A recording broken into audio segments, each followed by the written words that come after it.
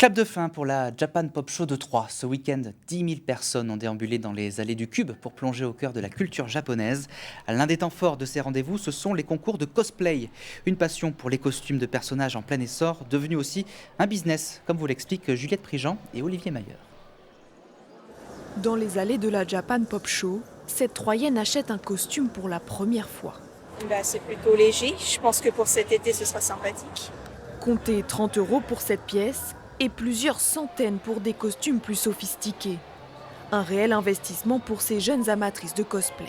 Je travaille à plein temps, je paye mes costumes comme ça. J'essaye d'aller vers des bonnes qualités, mais pas trop cher quand même, parce que justement, un cosplay c'est cher. De base, il coûtait 180 € l'ensemble, il était à moitié prix. J'ai fait une bonne affaire. Pour faire des bonnes affaires, certains fabriquent leurs costumes eux-mêmes pendant des heures. C'est le cas d'Aurore, ici en dame de cœur, issue d'Alice au Pays des Merveilles. Là, à peu près, on va dire 2 semaines pour faire toutes les roses. Puis après, il y a le sceptre, donc tout est fait à la main. Donc 1 semaine à peu près, puis là, le sac, on va dire 1 journée et demie. Mais dès qu'on s'écoute, de toute façon, généralement, il y a juste le tissu puis les heures à faire. Ça coûte largement moins cher que si on l'achetait.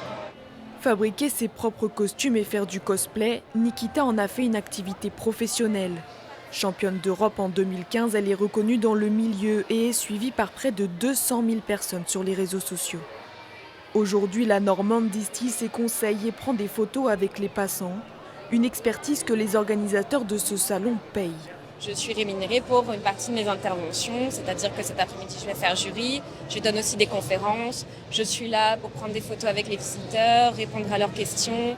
Une passion rémunérée, mais qui ne lui permet pas encore de vivre entièrement du cosplay.